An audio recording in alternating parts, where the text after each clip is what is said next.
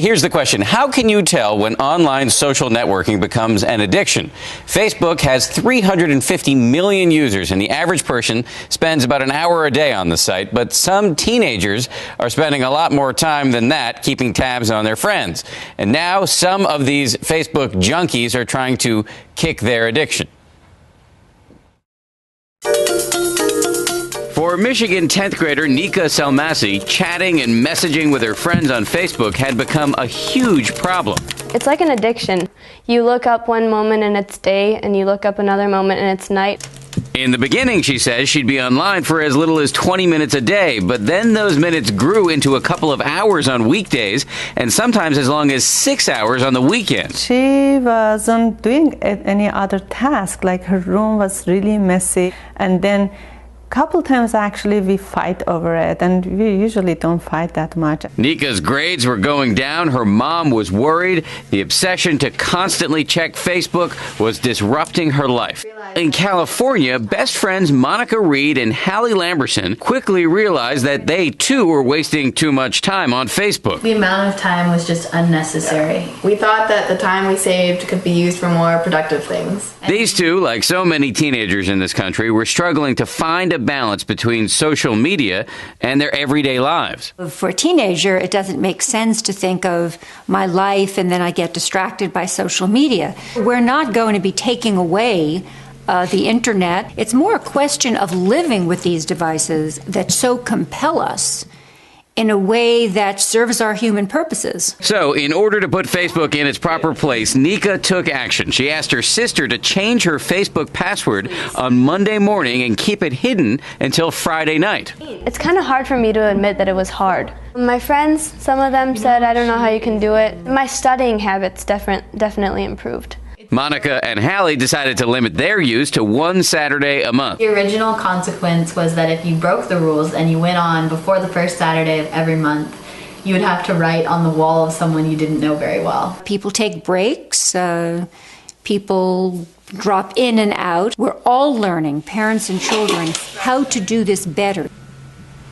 As we said, a very modern problem. Joining me now, internet safety expert Perry Aftab of WiredSafety.org. Good morning to you. Good morning, Dan. So, almost every teenager in this country is on Facebook. How do you tell if it's risen to the level of addiction?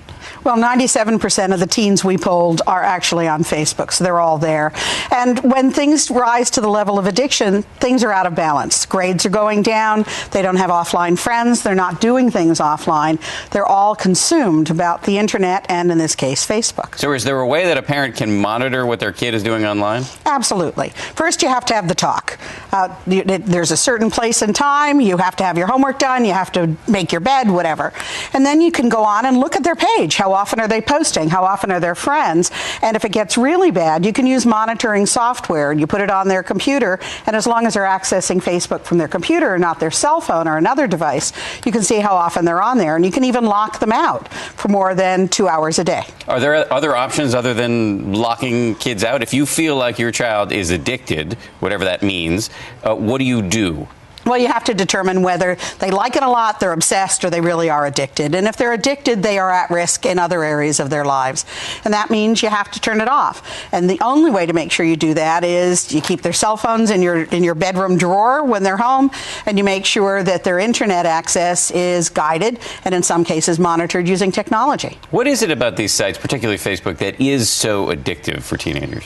Well, the kids don't see it as a site, they see it as life. And it's where everybody they want to know and everybody who knows them and everybody who is everybody is. So you're either an exhibitionist or you're a voyeur, or you want everyone to know the newest dress you like, the last boy you liked, the next girl you want to like.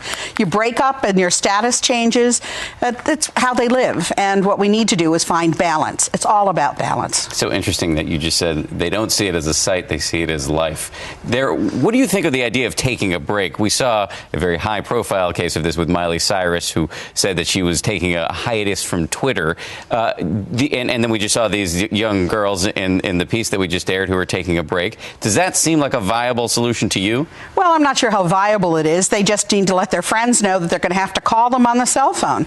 But on 17 Magazine's poll, which they did in October, 38% of their readers said that they wished that social networking technology didn't exist at all. I think our kids are being overwhelmed, and what we need to do is make sure that their fingers play the piano and play a baseball, and in addition to moving the mouse around. And if kids do take a break like this, it is encouraging, I would imagine, that they are taking the initiative on their own rather than having it imposed by their parents. Yeah, we're seeing a big backlash. A lot of kids are just overwhelmed and over-teched, and I think we need to make some differences. And if parents want to know what to do, they can follow Wired Moms on Twitter, and they can become part of my cyber army. We can make a difference together. The Cyber Army. Perry Aftab, the general in the Cyber Army. We appreciate it. Thanks for coming on. Thanks a lot. Happy New Year. If you didn't have a pen and weren't writing all that down, you can go to our website to find out how to break your teenager's Facebook habit. Check out abcnews.com and click on GMA for all of Perry's tips.